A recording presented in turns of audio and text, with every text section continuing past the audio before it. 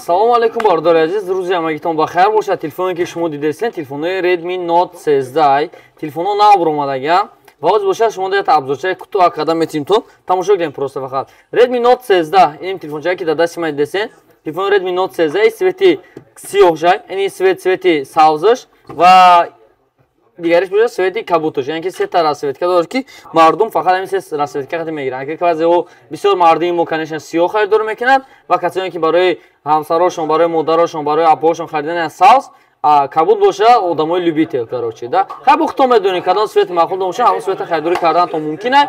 Дар магазини Reafon албатта ҳамаш дар наличие ҳастанд. Ва нархошон чӣ хеле? Нархошон гуфта мегзарам дар аввал 628 тага дорад, 828 тага дорад ва 856 гигабайта дорад. 628 тагаш нархш дар магазини мо 15990 рублай, 856 тагаш бошад 16990 рубл ва 856 тагаш бошад нархш дар магазини мо дани момент 17990 рублай. Ва ина телефон дар пеш шумо ма гирон кардан нишонтон метем, шумо бор бинен. Дар рӯи телефон пилонка задагӣ ай, пилонкаш ҳаста. Дар қисмати боло бошад датчик барои идора кардани пульт, колонка, ҷои наушник. Қисмати бола ҷои сим-карта, дута сим-карта, ята флеш-карта мебарад, ёки я сим-карта, я флеш-карта. Ҷои зармакш бошад Type-C, как всегда. Қисмати поён бошад колонка дорад ва микрофон барои гап задан. Телефончаро гирон мекунем.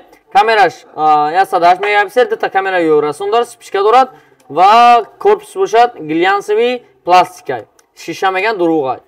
Ва ҳозир боша ина коробкаша мекушем, шумо нишон метиҳам. Коробкаш бошад ҳамаш дарини коробкашон як хелай. Ина ятша мекушам, нишон метиҳам, што шумо бинен. Коробкаро мекушой.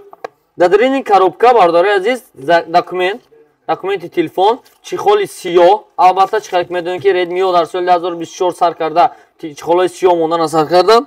Не бошад чихоли сиёҳи ҳамин телефонай. Ва ишо дар комплектасаш бо иҷара ҳастай зарядник, бистра зарядка 33 ватта қатъи кабелш ки телефона дар байни 45 дақиқа заряд метиҳад. Ва ай 0 то 100% яъне пур мекуна метиҳад телефонтона. Пример телефон сар хеста яхо заряд монди, як кор борта кади ҷаракай дар байни 18-19 дақиқа 50% заряд мегирад.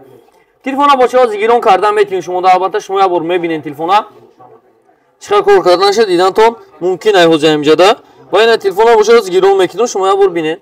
Я настроекаш мекунам автоматически, чтобы шумо да вид нашавад ва и бардора бошад. Имрӯз рӯзи якими Қурбон ҳама омадагӣ телефон харид кунӣ.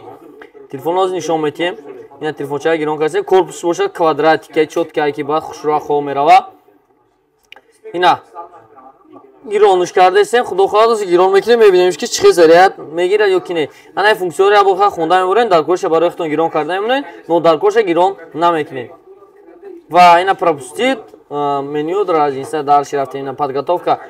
Процессор бошад Mi 14 ай, албатта ба Mi 14 обновить шудагай. Касое ки мисол телефонор меган барои чи ҳар сол намебура, барои оне ки телефон ҳар сол мисол обновить намега процессоршон, яъне ки дохили системаи ами телефон ҳар як телефон иваз шуда рафта мега. Android баланд мешавад, процессори Xiaomi бошад Mi баланд мешавад, Samsung бошад процессори Samsung худаш баланд мешавад. Ҳар як поколени иваз шуда рафтан мегирад.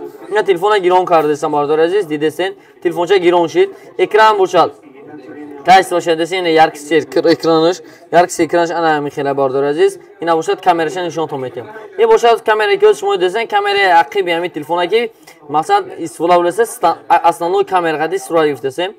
Ва иҷода бошад ина 10 карата зум дорад, 10 карат зум мерава телефон. Бо бошад то 0.6. Портрет, қисмати портрет дорад ки портретш бошад мисол қисми масал одама қафоша фокусировкаша то 16 fps, яъне ки то 16 fps мегуфтанш то 16 ра уже ҳаракат пас метавонад ки хира кунад, размити кунад. Ва ин бошад қисмати пешаш бошад камераи размити, масал размити кардани задни фон. Ина нигоҳ кунед хеле размити мекунад. Ина размити кардани ҳамин телефон. Чоткаи бад размити карда, камераш чоткаи бад ва албатта ина бошад қисмати фото мегзарем. Саломал бошад ака барои ки худтон эҳтиёт кунед.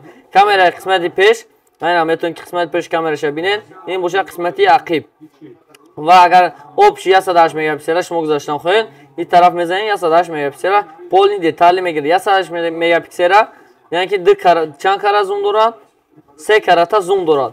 3x зум дорад. Метавонед ки бемаҳол бинед. Телефон ай ҳама зуриш да чи ай? Макро камера дорад. Мисол макро камераш чи ай? Ҳозир ман нишонтон метиҳам. Медорем дарини ҳамин чиз макро камера ҳозир ман нишонтон метиҳам. Так. Ночь, портрет, фото медроед. Ин қисмати болода макро камера ҳастай. Медроед инҷа та водяним знак макро камера, ина макро зуруш да чи ами свободно любой чиз хонда мешавад. Десина бардори азиз, чанд қа пеш бари ҳамон қадар бо хиратар нишон наздиктар нишон метавонӣ. Свободно ҳамон қа наздикини яки хира намекунад кадр десин. Яки камераи макрош кор мекунад, ки камераи макрош 5 мегапиксел ташкил мекунад бардори азиз. Дар магазин мо телефон дар наличи дар ҳамаи памятош ҳаст. Бемаҳол омада харидорӣ карданатон мумкин.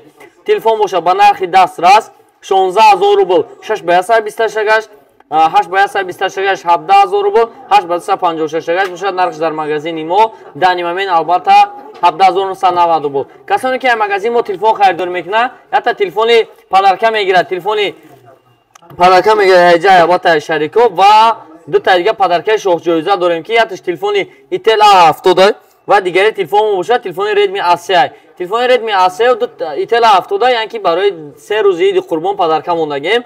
ва дар байни нафароне ки дар 3 рӯзи Иди Қурбон аймо омада телефон харидорӣ мекунад, соҳиби ҳам хеле туҳфа мешинаш эҳтимолиятш ҳаста. Бемаҳол муроҷиат кунед, рақамҳо дар рӯи экран. Магазини Realfon албатта дар хизмати шумо. Худтон эҳтиёт кунед. қадри шумо буд Умедҷон Ализод ва магазини Realfon. То видеои дигар дар канал обуна шудан аётон набурояд.